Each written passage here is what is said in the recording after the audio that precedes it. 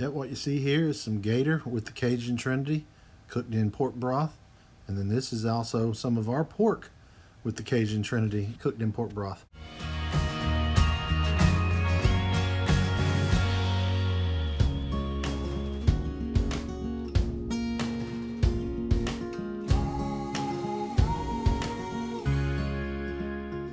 Osio, everybody. Hope everybody's having a good day. Y'all gonna have to forgive me. This video is kind of a hodgepodge. Bunch of stuff mixed together of us cooking a Gator Boudin. We got us a locally sourced gator and some of our pig, and then tried to make some boudin, but the camera setup I was experimenting with was that motorized tripod thing, and it messed up a bunch, and audio just ain't what it needs to be, so there's gonna be a lot of voiceover and a lot of soundtrack video just playing through some time lapse, so forgive me. Hope y'all enjoy, but let me see if I can describe what's going on. I'm actually cutting up the gator right now, getting all the meat off of it that I can, putting it into the pressure cooker where we're going to pressure cook it with the Cajun Trinity, which is green peppers, onions, and celery, and then some Cajun seasoning, some salt and pepper, and going ahead and using some, there's a little bit of beef broth that we had in the fridge, but most of what we're using is our pork broth that we made ourselves. Like I said, I'm just getting all the meat I could off of that gator right now, and getting some more pork broth.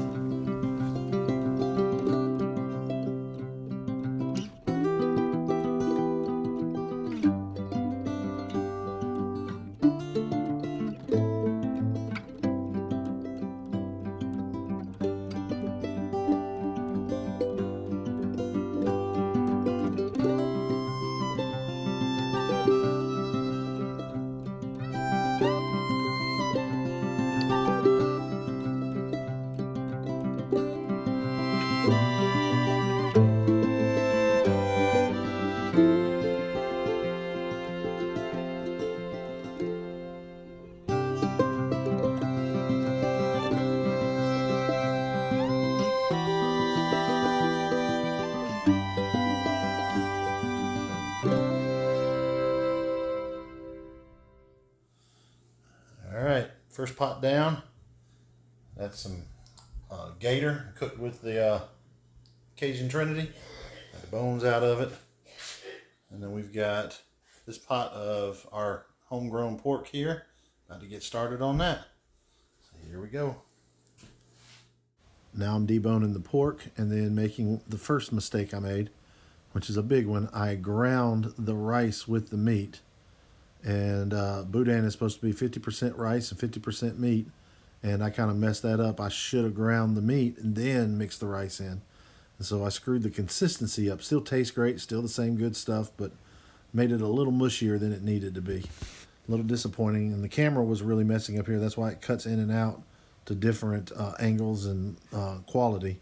Like I said, that camera went crazy, and then now I messed up the meat grinder for a minute there. Didn't put the part back in after I'd cleaned it out, and it jammed up, and I had to clean that out.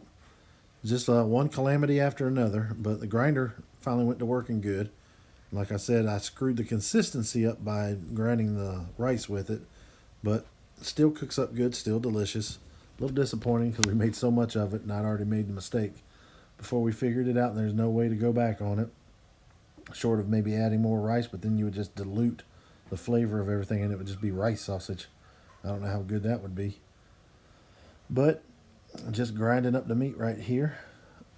Now what we're doing is combining all the grind back together and then adding back the broth that we cooked the pork in with the Cajun spice, mixing that, and then it just, you sample it then and see if you've got it seasoned proper. And we added the paprika and the parsley, and then we started adding Cajun spice to it, and it just didn't have enough bite, so then we added the straight cayenne pepper to it, making sure it has the feel and the consistency you need. There's the cayenne pepper going back in, and just mixing it up and getting it ready to go ahead and stuff into sausages. Right here, my wife is making egg rolls, which she loves it, and it's actually really good. We go ahead and just stuff egg roll wraps with a little bit of the boudin and then egg wash to seal it, and it works perfect. And we wound up making over 70 of these.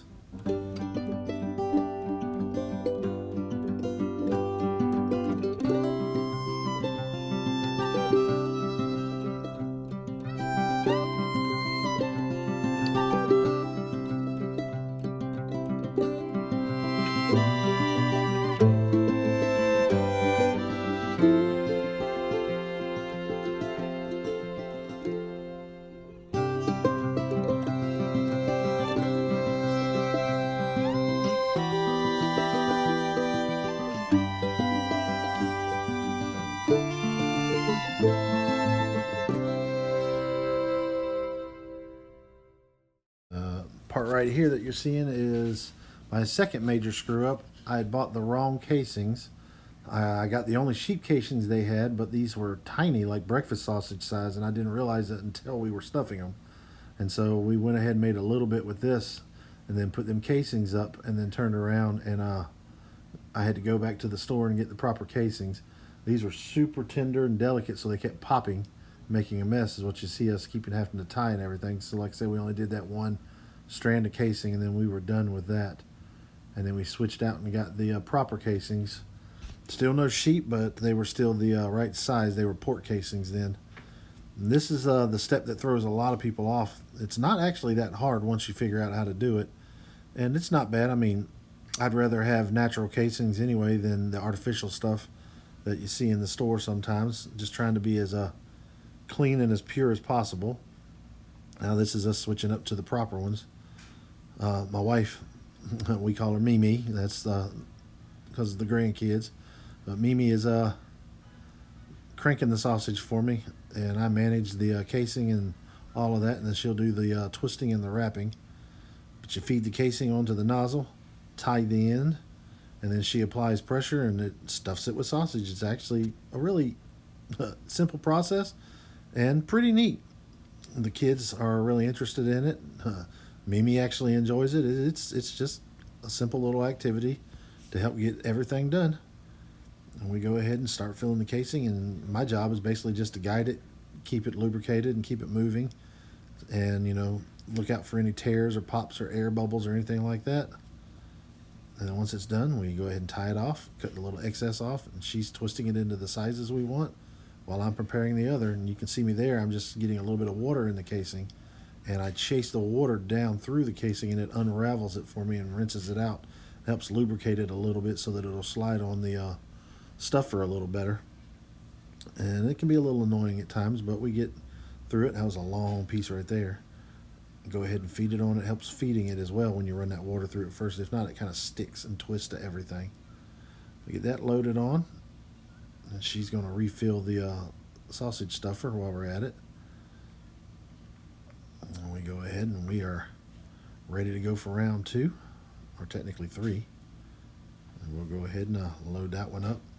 I think here in a minute, Nate or Hunter, one of them, gets the camera and records me doing it, and you have to forgive the shakiness of it. Like I said, we were having trouble with that gimbal almost the entire time, so we went to a different technique to record this.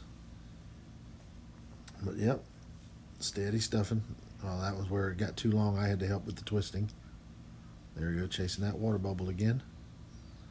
If you've never made sausage, don't let it intimidate you. This is actually pretty cool. We wound up with about between 30 to 40 pounds of boudin plus 71 egg rolls, so not too bad from the little gator and the spare pieces of pork and stuff we had in the freezer. We had 1 pack of commercial pork chops that we did add just to have more meat, because most of what I had was our backs and neck bones and ribs and all of that I got the meat off of.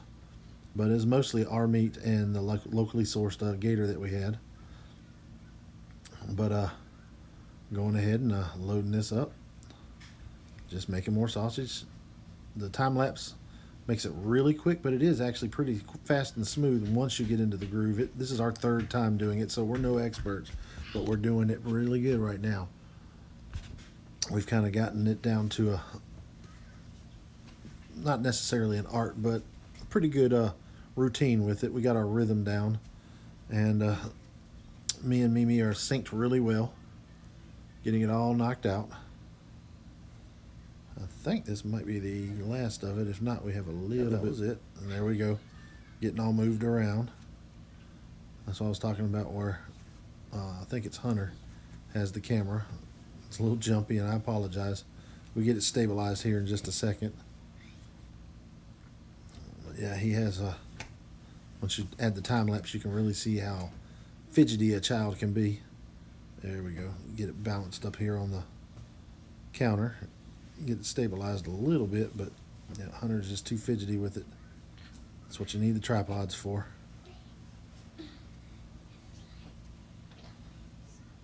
Yep. Running that water bubble through. I think this is going to be the last of us making the sausage. And then we should be good to go here.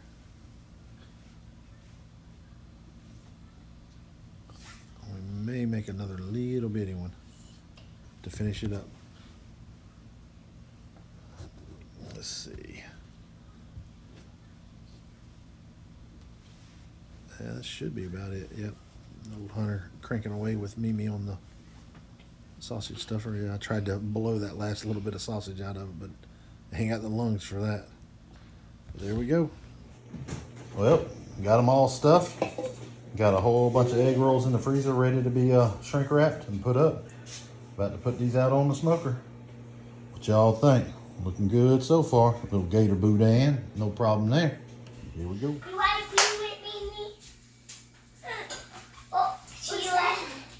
What is that? Boudin. Boudin looks like that. It's sausage Sausage. that we made with that alligator. Boudin is sausage. More than that, you don't get very much on it. Didn't get very much on it before. Boudin. This is I gonna think- take. That's exactly how I do Come it. right here. Sit right here. Where's Sway? Where's Sway, Mimi? Right here. I just want to know if she went out or did. No. Come here, let's come get the alligator.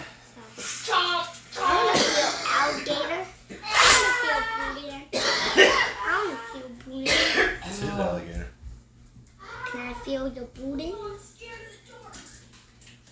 Alright. Oh yeah, they're soft. Still? I mean, like squishy, like going together. No I good wish soft. I could touch the Boudin. Oh, they should be fine. Phil, Cut it open. Why do you touch that? Alright. Got the first batch going for the smoker. Yeah. Ready to roll. Here we go. Yep, got the smoker smoking. It's a little hot, but it'll work. We're just trying to put a crisp on the casings and get a little smoke flavoring into them. They're pretty delicious as is. But we're about ready. Enjoy some of this. First batch coming off the grill. Smoked it beautifully. Looking great. Nice.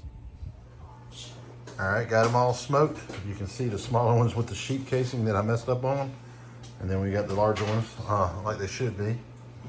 Getting ready to start preserving them, putting them in the freezer. Here we go. Well, the egg rolls are done.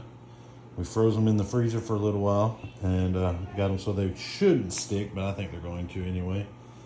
You know, we probably should have parchment papered between each one or shrink wrap them individually with some cling wrap or something, but we've already tested some and ate them. This was what's left of the 71 we're putting away. I'm gonna go ahead and get this put up, and then I'm gonna get to the smoked sausage. There we go. Alrighty. I think that's the end of her, going in the freezer. Let me see, we already ate a couple. So 1, 2, 3, 4, 5, 6, 7, 8, 9. Then a little one. This one's got a little extra in it. But, let me see. That is 54, about 60. 60 links of the smoked Boudin. Smoked Gator Boudin.